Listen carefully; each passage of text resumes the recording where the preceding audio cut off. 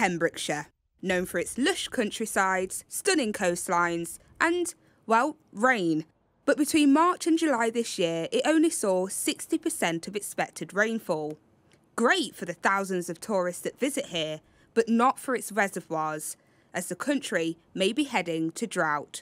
Why is this reservoir that we stood in front of full, but an hour and a half up the road, they're experiencing problems? OK, so that really relates to the size of the catchment and the shape of the geography which catches the rainfall. Generally, Wales is always wet would be a perception, but it's not truly the case. And prolonged periods of dry weather that we're experiencing can cause stresses on the water environment. Should there be a prolonged dry spell, our animals associated with the riverine environment, so salmon fishes in some of the rivers that act as a food source for other animals, so it might be things like otters and so on and so forth that have returned to those rivers, could be challenged, but at the moment that's not the case. But unless it rains very hard and very soon, Pembrokeshire and Carmarthenshire will have to face a hosepipe ban from the 19th of August to ensure that there's enough water for the rest of summer. But Bruce, who runs a 320-acre farm, is already running low. This would normally be going over the weir. This would be full, so it'd be about 7 foot deep, and literally going over that weir at the end, and this would be full.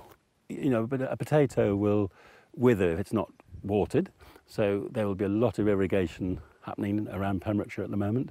Huge amount of water coming out of rivers and irrigation ponds. So it's the cost of getting that water out of those ponds. Those ponds are ending up like this, cracked and dry. I'm hoping most farmers will manage to get a crop. Where there's no irrigation, they won't be getting crops. It is too dry for potatoes in this weather. Bruce also supplies water for the community garden next door, and planters here are already starting to adapt. I usually have a shower, but actually I've taken to having a bath, which sounds counterproductive.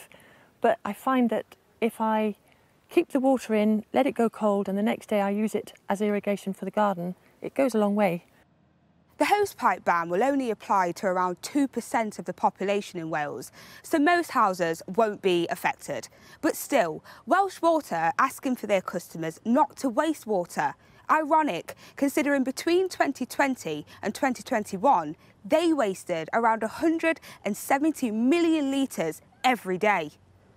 I've got to be honest, it does feel like a joke, because 2022, and I can't believe that we're going back to hosepipe bans. I could understand it in the 70s. Di remembers the extreme heats of 76, but this time it's different. Now he runs a small gardening company and is worried about its future. Our business has gone down dramatically due to the dryness. If it carried on like this next year, we would have to half the workforce we're in, because we're not having anywhere near enough work to keep the boys busy. Welsh Water says that tackling leakages is a key priority and that they're already making headway. But if we are to expect more hot weather and less rain, suppliers have to ensure they do all they can to save every drop. Shamaan Freeman-Powell, Sky News.